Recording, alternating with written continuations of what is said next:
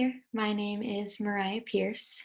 I am going to be giving a brief overview of fetal alcohol syndrome and the effect it has on adult cognition. Before I give the floor to Rebecca Woodruff, who will be explaining causes and preventions, I will start off by saying that there is a wide range of physical and cognitive consequences of prenatal exposure to alcohol. Fetal alcohol spectrum disorders is the name for the effects of symptoms individuals can experience from being exposed to alcohol prenatally. Alcohol can disturb development at any stage of the pregnancy. Alcohol enters the mother's bloodstream and reaches the fetus by crossing through the placenta. Fetal alcohol syndrome is preventable and can be done by avoiding alcohol throughout the duration of the pregnancy. Some of the more well-known signs are physical characteristics such as short stature or slow physical growth, or a small head. There are treatments for the symptoms of fetal alcohol spectrum disorders, such as behavioral therapy, speech and language therapy, educational therapy, parent coaching. There are medications for symptoms of fetal alcohol syndrome. In conclusion, not all individuals with fetal alcohol spectrum disorders will display all of these characteristics or symptoms, but the earlier the intervention, the better.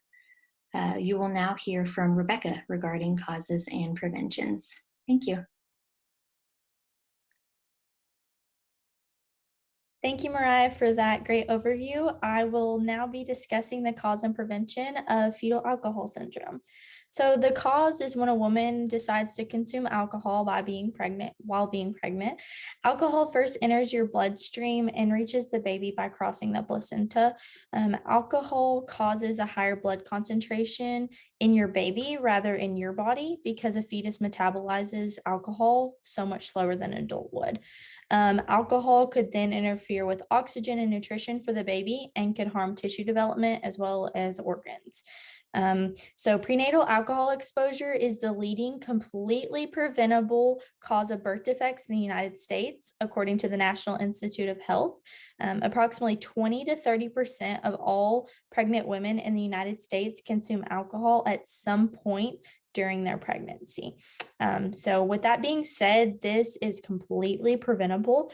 Avoid drinking alcohol if you're trying to get pregnant, or you may think you're pregnant. Stop immediately. You're going through your pregnancy. Absolutely do not consume any alcohol. And if you have a problem or struggle with drinking alcohol, then I strongly urge you to reach out to a professional so they can help you with a treatment plan and get you well before you decide to become pregnant. So with that being said, our next speaker is Mercedes, and she will be talking about the signs and symptoms of fetal alcohol syndrome and cognition functions in adults. Thank you, Rebecca, for talking to us about causes and preventions. My name is Mercedes Nerios, and I'm going to be talking about signs and symptoms of fetal alcohol syndrome. Signs of fetal alcohol syndrome is something that we can visually see. So I've printed out a picture.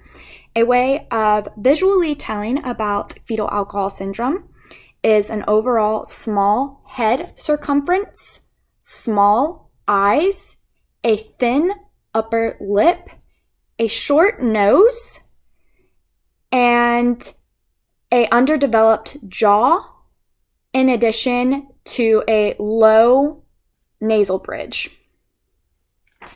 But not every individual who has fetal alcohol syndrome will have distinctive facial features. Some physical defects besides facial structures are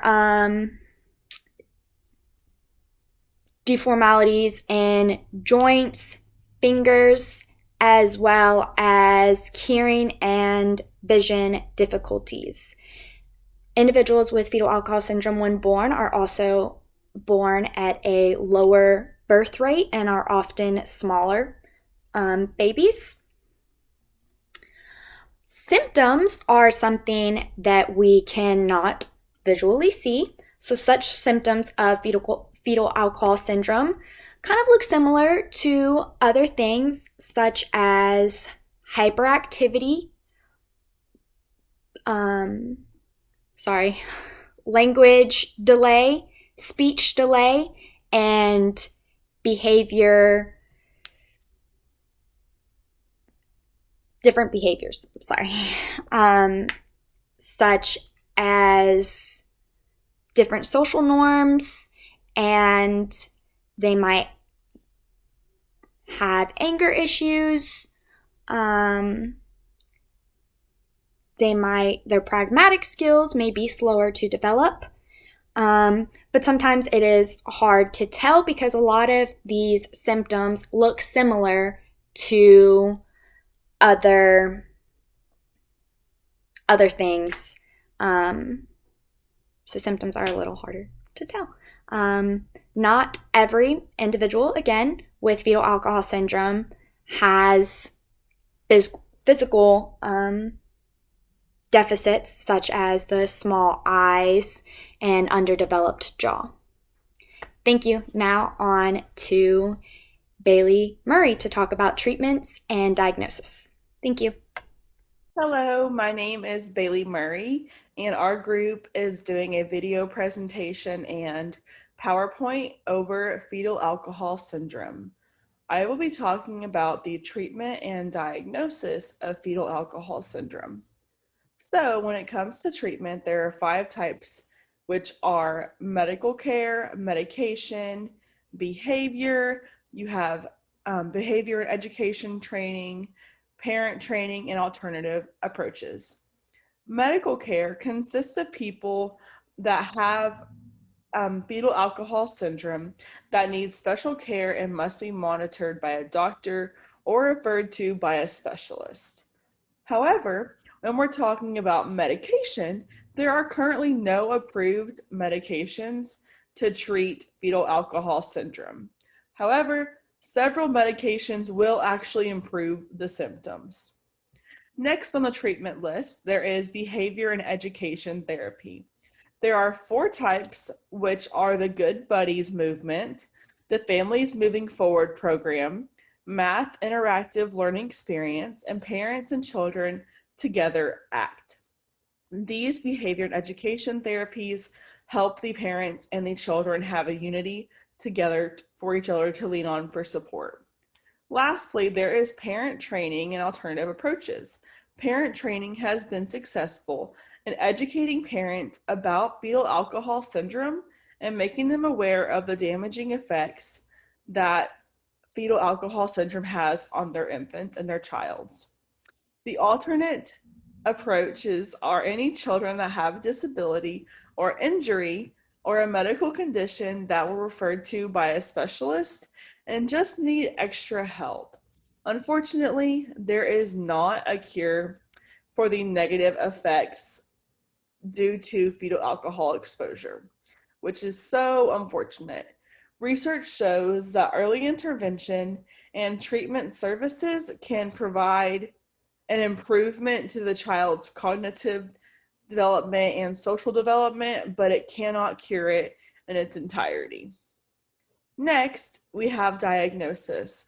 I think that the diagnosis for fetal alcohol syndromes are quite unique because there is not a specific way you can diagnose fetal alcohol syndrome.